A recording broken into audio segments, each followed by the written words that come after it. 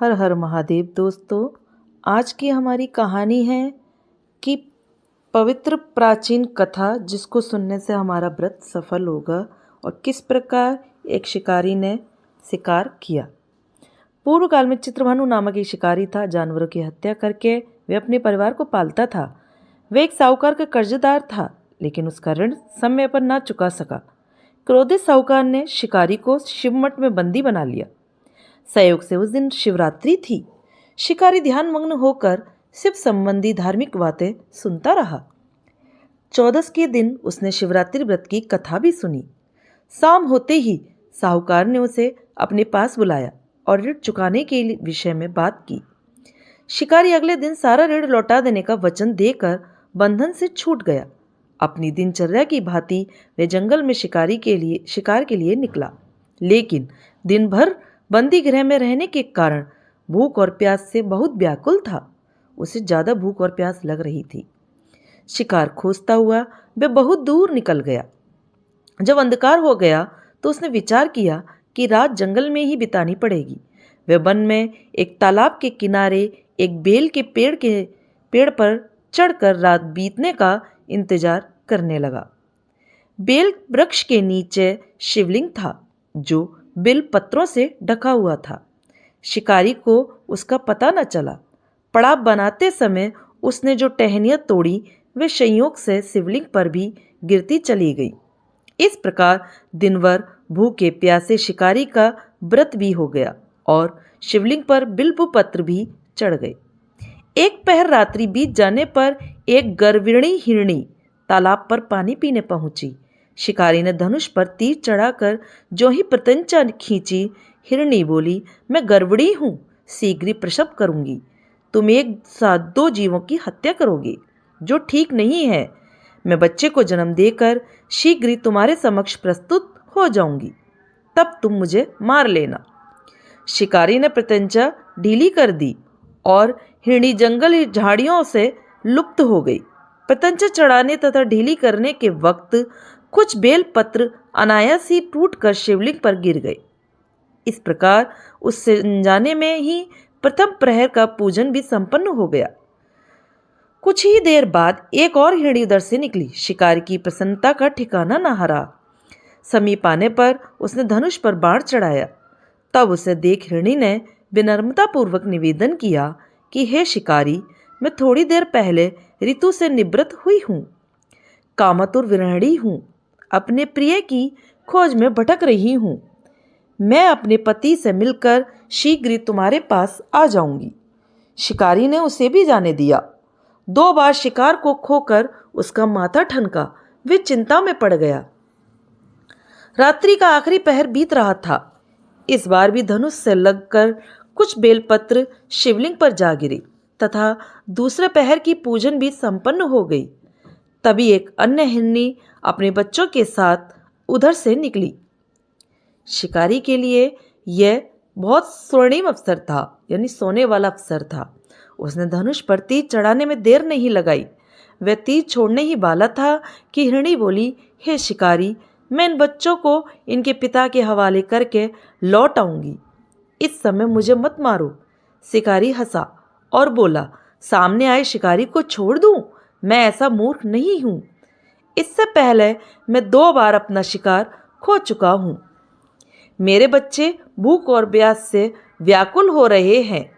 उत्तर में हिरणी ने फिर कहा, जैसे तुम्हें अपने बच्चों की ममता सता रही है, ठीक वैसे ही मुझे भी। हे शिकारी, मेरा विश्वास करो।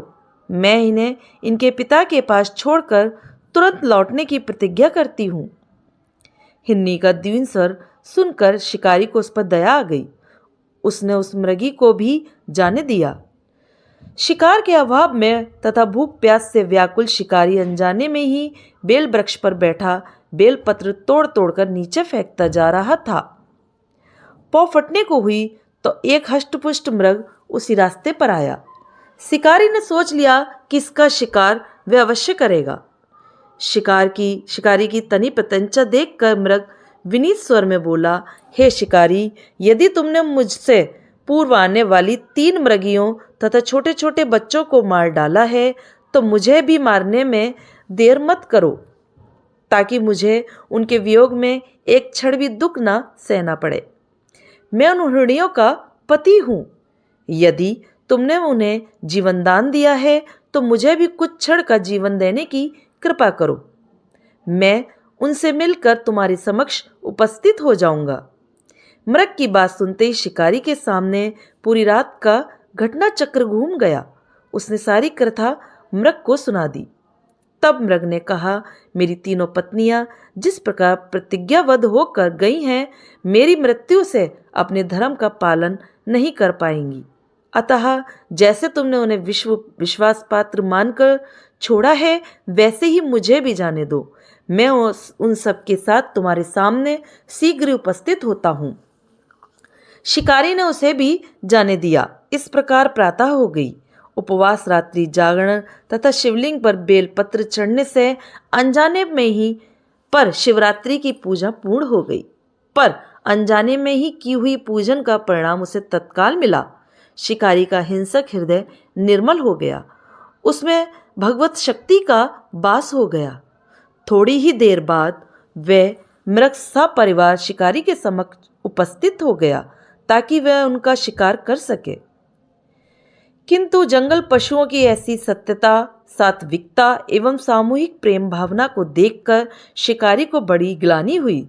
उसने मृग परिवार को जीवन दान दे दिया और अनजाने में शिवरात्रि के व्रत का पालन करने पर भी शिकारी को मोक्ष की प्राप्ति हुई। जब मृत्युकाल में यमदूत उसके जीव को ले जाने आए तो शिवगणों ने उन्हें वापस भेज दिया तथा शिकारी को शिवलोक ले गए। शिवजी की कृपा से ही अपने इस जन्म में राजा चित्रभानु अपने पिछले जन्म को याद रख पाए तथा महाशिवरात्रि के महत्व को जानकर उसका अगले जन्म में भी पालन कर पाए। पावन शिव कथा का संदेश। तो दोस्तों, आप इस संदेश को जरूर सुने कि शिकारी की कथा अनुसार महादेव तो अनजाने में किए गए व्रत का भी फल दे देते हैं, पर वास्तव में महादेव शिकारी की दया भाव से प्रसन्न हुए। अपने परिवार के कष्ट का ध्यान देते हुए भी शिकारी मृग परिवार को जाने दिया। ये करुणा ही वस्तुतः शिकारी को उन पंडित एवं पुजारियों से उत्कृष्ट बना देती है जो कि सिर्फ रात्रि जागरण, उपवास एवं दूध दही एवं बेलपत्र आदि द्वारा शिव को प्रसन्न कर लेना चाहते हैं। इस कथा में सबसे महत्वपूर्ण बात यह है कि इस कथा में अनजाने में हुए पूजन पर विशेष बल दिया गया है। इसका अर्थ यह नहीं है कि शिव किसी भी प्रकार से किए गए पूजन को स्वीकार कर लेते हैं अथवा भोलेनाथ जाने या अनजाने में हुए पूजन में भेद नहीं कर सकते हैं। वास्तव में वह शिकारी शिव पूजन नहीं कर रहा था। इसका अर्थ ये भी हुआ कि वह किसी तरह के किसी फल की कामना भी नहीं कर रहा था। उसने मृग परिवार को समय एवं जीवन दान दिया जो कि शिव पूजन के समान है। शिव का अर्थ ही कल्याण होता है। उन निरीह प्राणियों का कल्याण करने के कारण ही वह शिव तत्व को जान पाया तथा उसका शिव से साक्षात्कार हुआ। परोपकार करने के लिए महाशिवरात्रि का दिवस होना भी आवश्यक नहीं है।